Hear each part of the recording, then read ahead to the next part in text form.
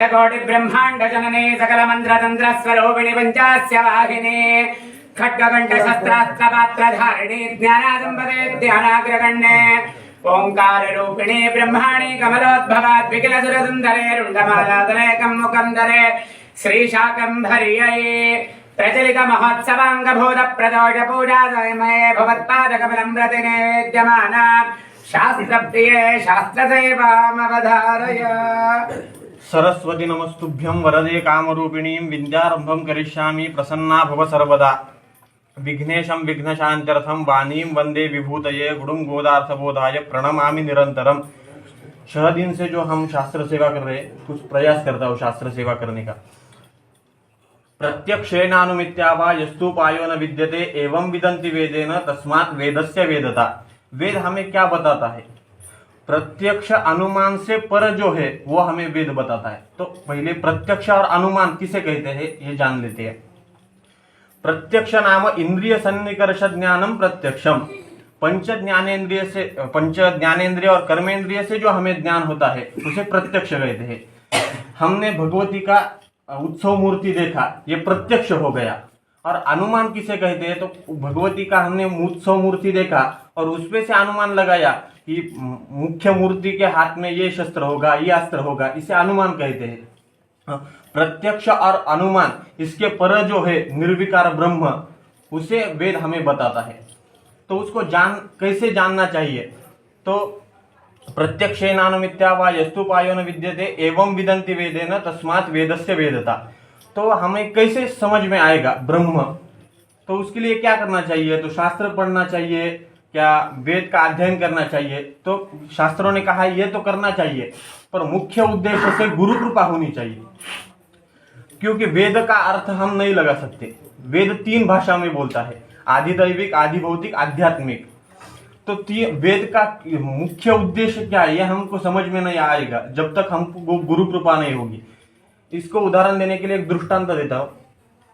बृहदारण्यक में याज्ञवल्क्य ऋषि ने मैत्रेय को उपदेश करते हुए कहा है, द्रष्टव्यो मंतव्यो निदिध्यास्तव्यो मैत्रेयी।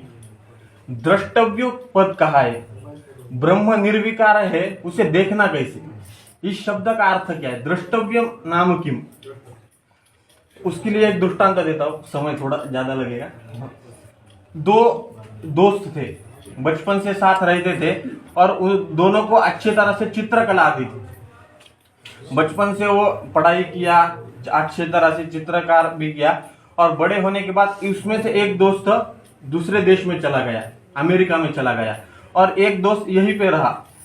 उन दोनों के घर में अच्छी परिस्थिति थी, सधन घर थे, पर जो दोस्त यहाँ पे रहा उसको व्यसनाधीन हो गया, इसलिए उसका सब धन द्रव्य चला गया। उसको एक बेटा था, उस बेटे ने भी धन सब गंवा दिया, और उसको बेटा हुआ। एक दिन वो व्यक्ति भी चले गए वृद्धावस्था से।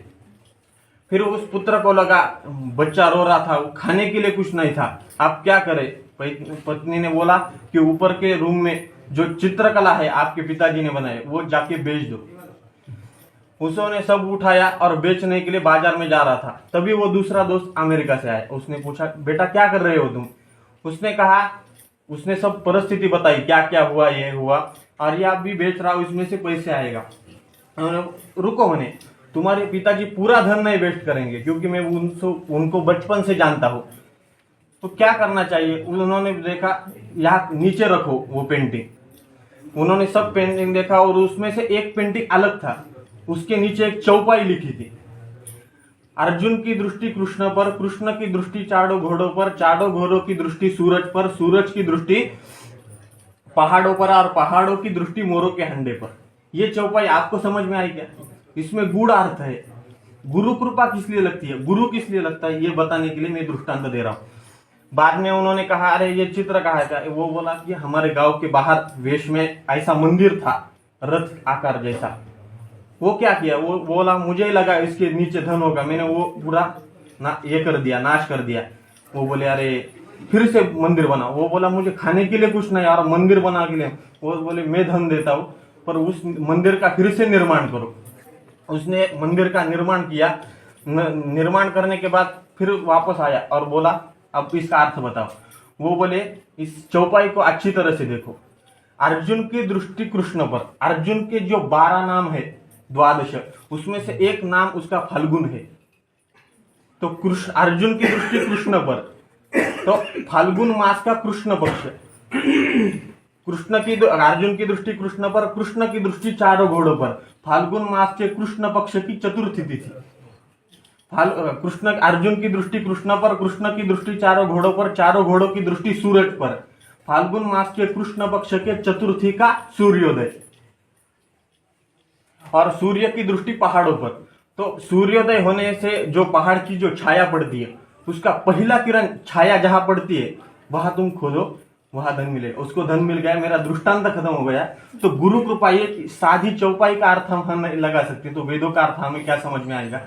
इसलिए गुरु के शरण में जाने से ही वेद का ज्ञान मिलता है। ओम स्वस्ति। ओम अखिलांड कोटि ब्रह्मांड जननी सकल मंत्र तंत्र सौभाग्य दिया, उसके प्रति मैं सभी विद्वान जनों के चरणों में साष्टांग दंडवत प्रणाम करता हूँ। इसमें जो भी अच्छा है, जो निर्दोष है, वो सब मेरी गुरुजी की कृपा है, और इसमें जो काया वाचा दोष होगा, वो सब मेरे मति के, मेरे बुद्धि के दोष है।